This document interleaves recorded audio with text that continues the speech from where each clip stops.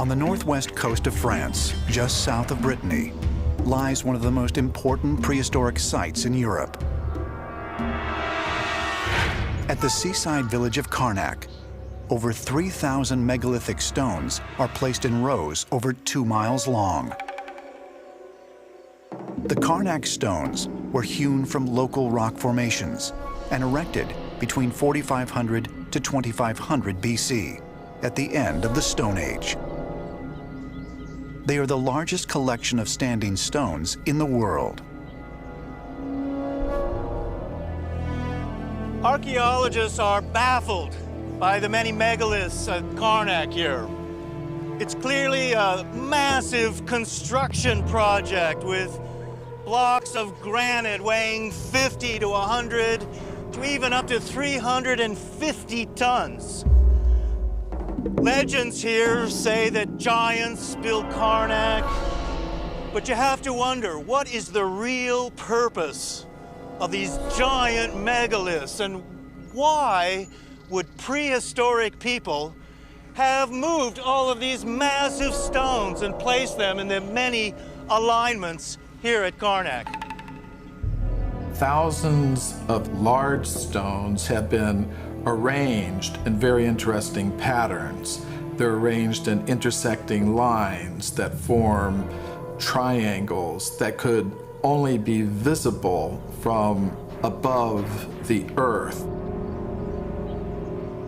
These arrangements of stones may have been a way of communicating with extraterrestrial beings. The ancient Greek poet Pindar spoke of a mystical land called Hyperborea, far to the north, where the sun shined 24 hours a day. Legends claim that Apollo visited Hyperborea, traveling in his chariot of fire every 20 years. Apollo would tell to the Greeks, okay, I've got to go see some other people. I've got to go and teach them. And they're like, well, where are you off to? And he's like, well, I'm actually going to a place that's beyond where the north wind comes. It's the land of the Hyperboreans. Although mainstream archaeologists speculate that the Carnac stones are most likely tomb markers, ancient astronaut theorists believe these stones are intentionally laid out in a unique geometric formation. Many speculations existed since centuries. And only a few years ago, in France, they started to photograph this whole French Brittany by helicopters.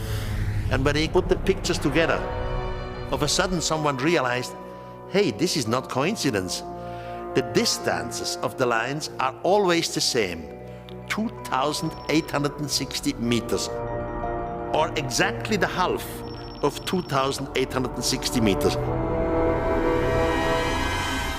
The angles are always the same. It's Pythagorean triangles. It's all a gigantic geometrical pattern from Stone Age, which is impossible. Our Stone Age people had no idea of Pythagoras triangles. Pythagoras was about 420 BC.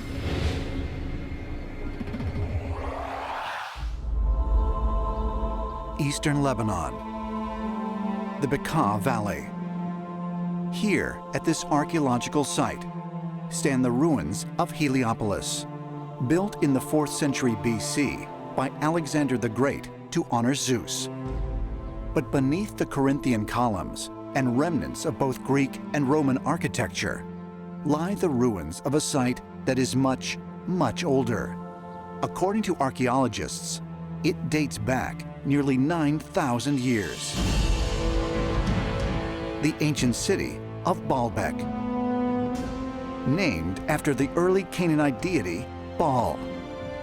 Baal is the god of life, the god of the sky, the god of the sun. He was the god that was venerated on the site of Baalbek during the Canaanite and the Phoenician times. And so because it was already sacred to the god Baal, then later the Greeks and the Romans then would build temples on this very same spot. Archaeological surveys have revealed that the enormous stone foundation that lies at the base of the site dates back tens of thousands of years. Baalbek, as we know from the archaeological evidence, must have existed during the Neolithic period, between 6,000 to 8,000 years or even 9,000 years BC. But even more significant to ancient astronaut theorists is their belief that the colossal stone platform may once have served as a landing pad for space travelers. We don't know why Baalbek was chosen as this specific site. It may well be some kind of special power place.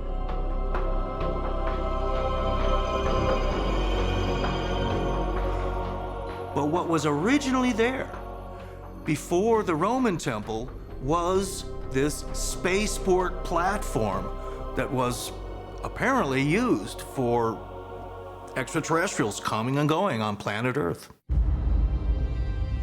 As evidence, researchers point to the gigantic megalithic stones incorporated into the foundation, each weighing between 800 to 1,200 tons, and perfectly fitted together. This is the real mystery of Baalbek, how these stones came to be there, why they were placed there, and specifically how they were transported into place, because some of the stones are of such magnitude that modern machinery is incapable of putting them there, but somehow our ancestors were able to do this. Honshu, Japan, April 2017. Near the modern-day city of Osaka, Giorgio Tsoukalos meets with fellow ancient astronaut theorist Takaharu Mikami to investigate one of the oldest and holiest sites in the country. The Ishi-no-Hoden megalith is a giant stone monument carved out of the bedrock on the mountainside and is believed by some researchers to date back an astonishing 16,000 years. これが石の宝殿ですね。 Wow. It's gigantic. This is... I had no idea. I mean, it is massive. そうですね。だいたい5メーターから6メーターぐらいの。 The rock itself is said to weigh about 500 tons. 500 tons? Yes. Wow. Okay. That's amazing. I need to walk around. Very weird. I mean, I had no idea how massive this is. ちょうどこれは下を見てください。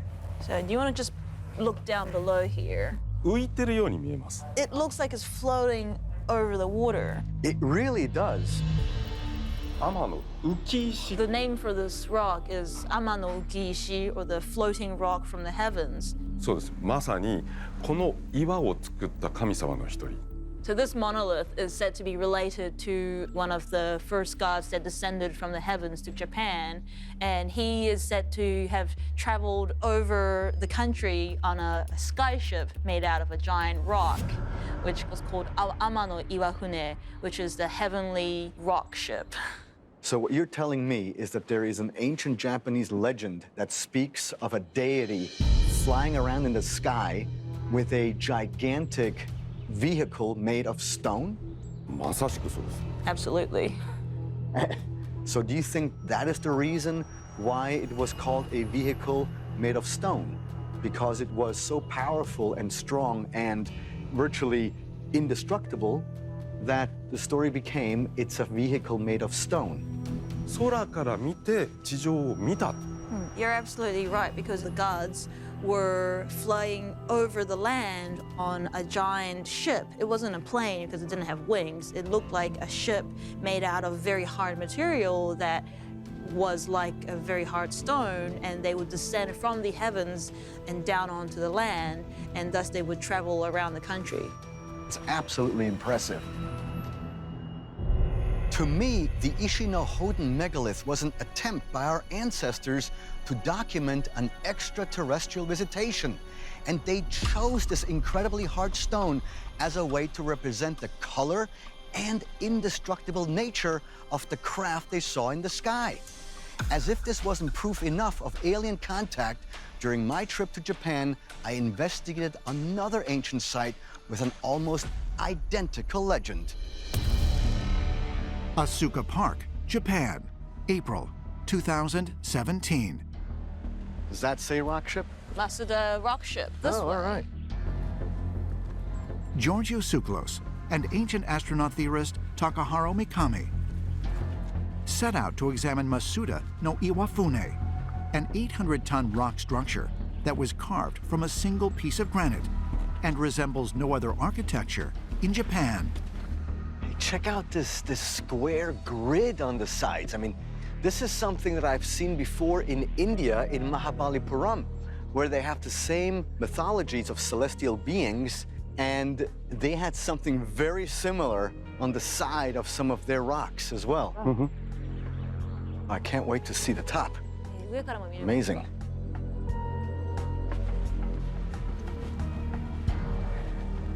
Oh, man. Whoa. Wow, that is... I mean, I've never seen anything like it. While some researchers believe the Masuda no Iwafune megalith is a tomb, others claim it is meant to depict the skyboats that are described in ancient Japanese stories. So the idea is that this was the entrance to a Buddhist temple. What do they mean by that? Inside, I mean, where? It would actually predate Buddhism in Japan, so it wouldn't have anything to do with Buddhist temples. Right. So what is the actual translation of Masuda no Iwafune? マスダっていうのはもう地名ですね。 Masuda is the name of a region, and Iwafune literally means stone ship or a rock ship. Okay. 岩のような課題、重い。 Yes, it's naturally the Iwafune or the rock ship would have come down from the heavens as a vehicle for the gods to descend upon Earth. So I guess with the combination of those mythologies of celestial beings, this could be some type of representation of one of those flying vehicles that our ancestors perhaps witnessed. Copan, Honduras. This ancient site, located deep in the jungles of the Yucatan Peninsula, served as one of the most important city centers of the Mayan Empire. The Maya thrived between 2000 BC and 900 AD, and are celebrated for having a vast knowledge of astronomy, mathematics, writing, and architecture. The Maya were one of the longest lasting and most expansive civilizations that our planet has ever known.